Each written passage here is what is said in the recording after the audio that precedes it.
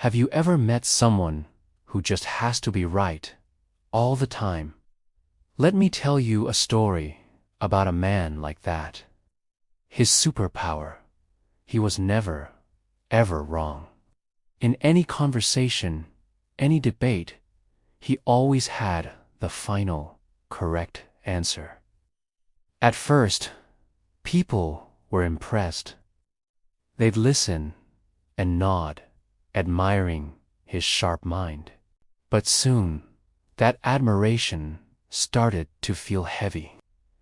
His need to be right felt more important than anything else. He wasn't mean or loud. He would just calmly correct people, every single time. If you shared an opinion, he'd explain why it was flawed. If you shared a feeling, he'd explain why it was illogical.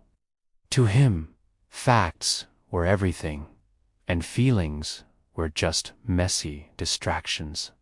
People would say, "Oh, that's just how he is." But over time, conversations with him became exhausting. Friends stopped sharing their dreams, their worries, their simple, daily stories. Why? Not because they were wrong, but because they were tired of having to defend their own experiences.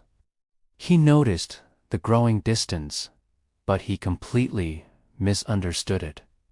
He thought, wow, people are just too sensitive these days. They can't handle the truth. He convinced himself that his brutal honesty was a virtue.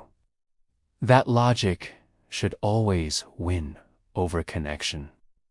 One day, a close friend tried to open up, speaking carefully about something that was bothering him. But before he could even finish, the man interrupted, calmly explaining why his friend's feelings were an overreaction.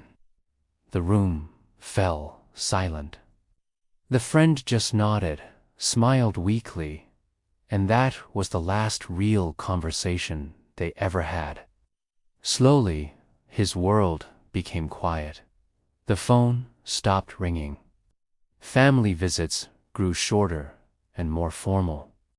He was still always right, but now he was also almost always alone.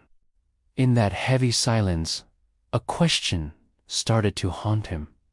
If I'm so right, why does everything feel so wrong? One night, sitting by himself, he replayed countless conversations in his head. He saw it then. He had won every single argument, but in doing so, he had lost every single person. He remembered the faces that shut down, the voices that went quiet, all the times he could have just listened instead of correcting. And that's when it hit him. A painful, simple truth.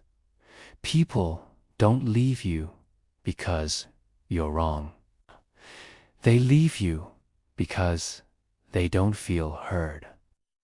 Being right doesn't make people feel safe or valued. Being understood does. It wasn't an overnight change, but he started to try. He started to pause. He started to listen. Really listen, not just to find a flaw, but to understand. Because he finally learned that connection isn't a debate to be won. It's a space to be shared. Thanks for watching.